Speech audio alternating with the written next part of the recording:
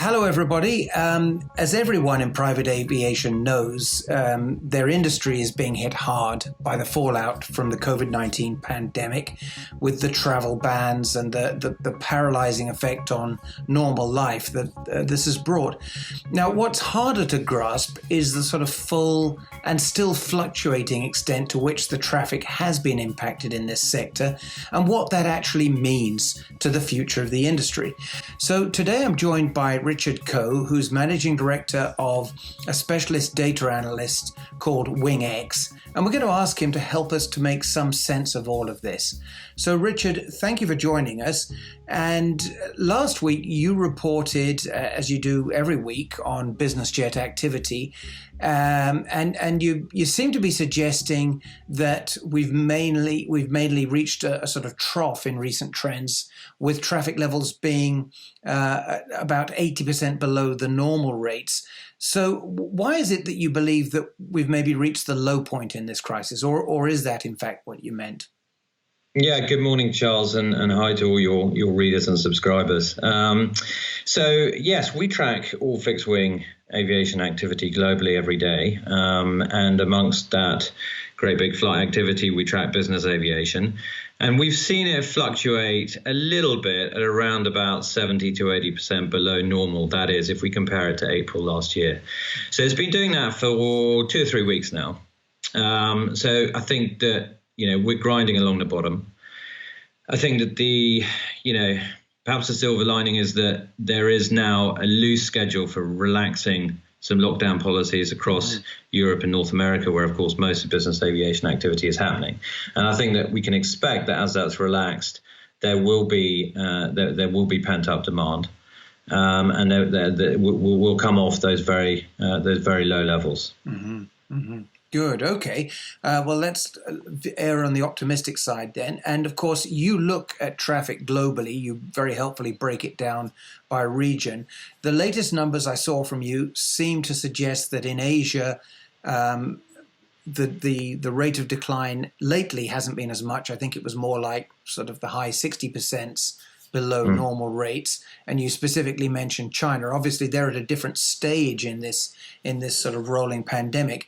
So do we feel that traffic in Asia generally is at a different stage of recovery from Europe and North America? And is there any concern about what a possible second wave of infections might mean?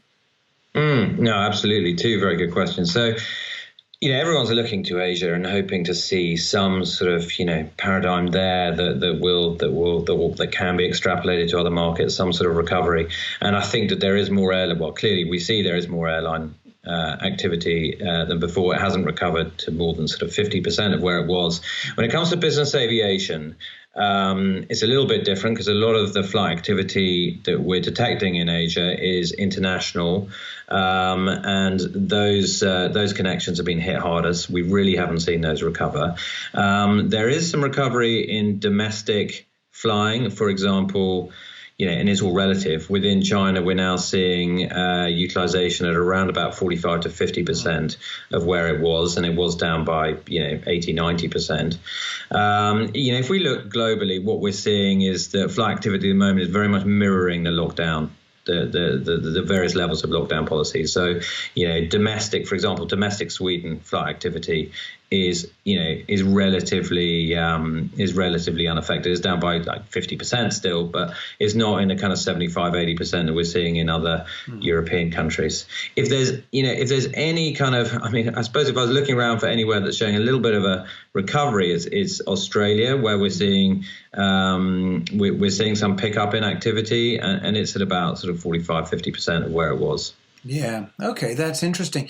And then the other parts of the world that we're trying to track are Africa and South America. And I suppose if we look at how the crisis is unfolding there, from where I sit, it seems that maybe we don't really know the full extent of it yet. Yes, there is some impact there, but it's perhaps not completely understood. Is it possible that we've yet to see the most serious impact of the pandemic on private aviation traffic in the Southern Hemisphere. I mean, you mentioned Australia as being something that's improving, but in Africa and South America, do we think maybe we haven't seen the half of it yet, to put it bluntly? Yeah, I mean, a lot of that revolves around the medical question, doesn't it, as to how the virus will evolve in places that haven't yet been as badly affected, and where there may be the conditions that, that have upside and downside risks. It may spread more quickly, it may cause more damage, but at the same time, it may, for other reasons, be more limited. How that will affect, I think that will directly affect business aviation in the short term. I think the longer term issue for business aviation, and indeed the whole airline business, is what is the kind of seismic economic impact that comes afterwards, and how is that going to undermine the motivation for travel?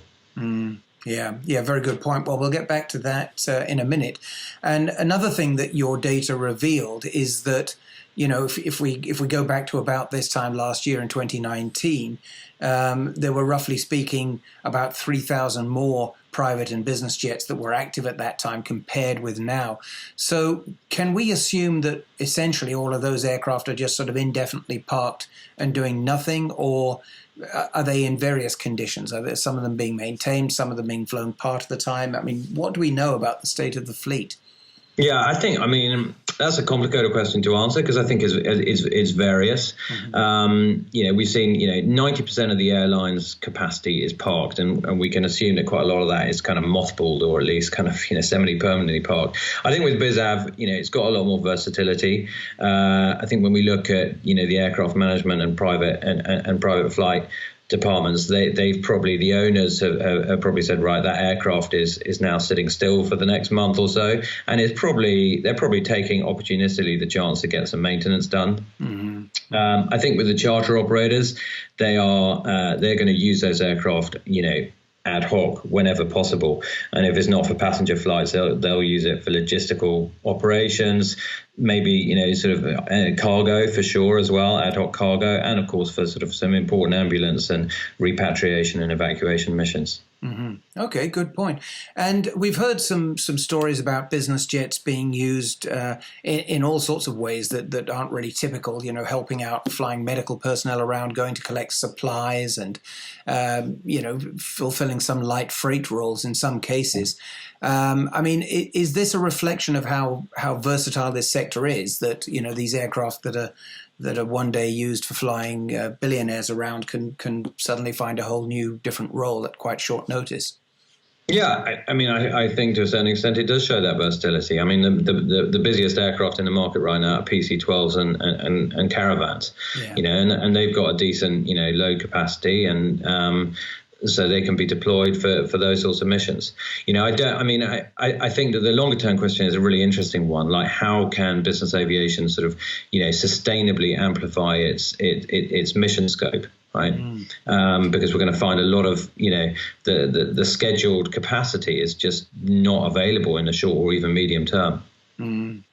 So, in other words, when we reach a point where flying activity can be stepped up, are you essentially following the school of thought that business aviation could take a lead in a way, in that it could more quickly get up and running than larger airlines with all their sort of infrastructure complications and so on, and that perhaps it may find a niche in filling these gaps that will be there?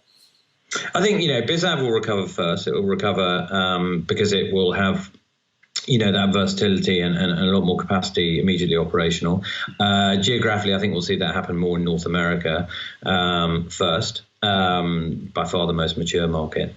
I think in terms of, there'll be bumps in the road, Charles, because I think that, there will be a pent-up demand surge, right? And BizAv will address that. There'll then be the sort of, the economic damage. So we might see, midterm, really quite hard times for BizAv as well, because its customer base is so badly affected. Then the question is, how can BizAv then amplify its role and actually move outside its current niche? For example, regional airlines, regional scheduled airlines have this is a sort of huge whammy for them. I'm not sure that capacity is going to recover. I think BizAv could actually start to step up to that, and we may see the emergence of sort of hybrid scheduled flight ops delivered by BizAv operators. Interesting, really interesting. I guess so much of this possible reaction is sort of for want of a better word, sociological, because we don't quite know how people are going to react afterwards in terms of, will they still have the desire to travel?